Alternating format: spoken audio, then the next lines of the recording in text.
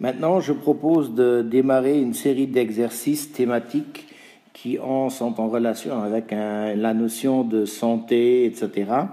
Et voilà, pour ça, je propose de partir sur une réflexion qu'on a. Il y a une émission à la télé qui s'appelle The Biggest Loser. C'est en fait une compétition entre des gens qui veulent perdre du poids. Je ne suis pas trop pour ces émissions-là, mais là, elle me permet de démarrer sur quelque chose. Alors sans parler de cette émission-là, mais il y a Toto et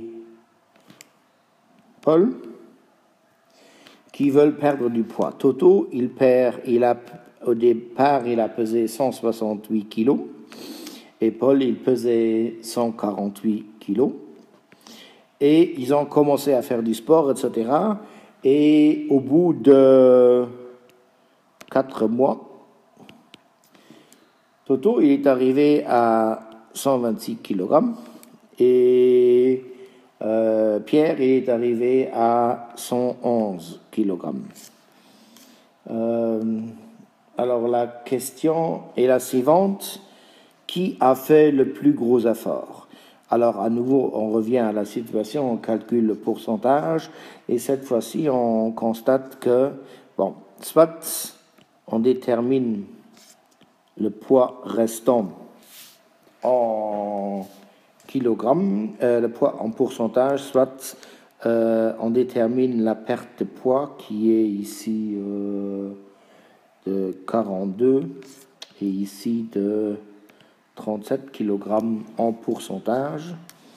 L'exercice fait que tous les deux, ils ont perdu 75%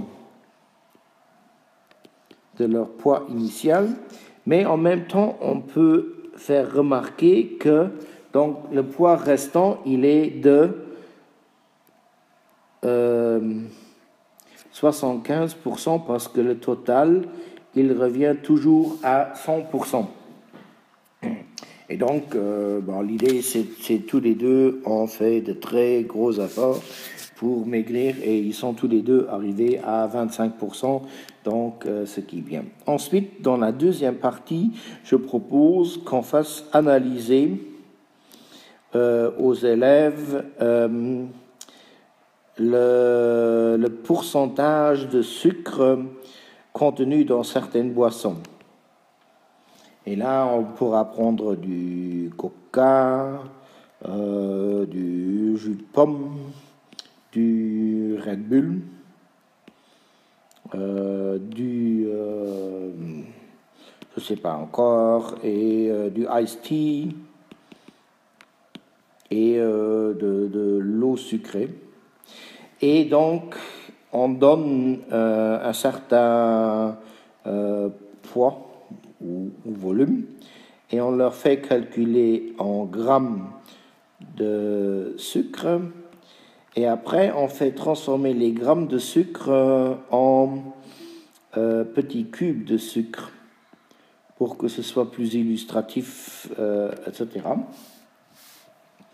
Et donc on demande aux élèves de faire cet exercice-là et de dire quelle est la boisson, de classer les boissons selon l'ordre décroissant ou croissant, selon la proportion de sucre qui est contenue dans les boissons.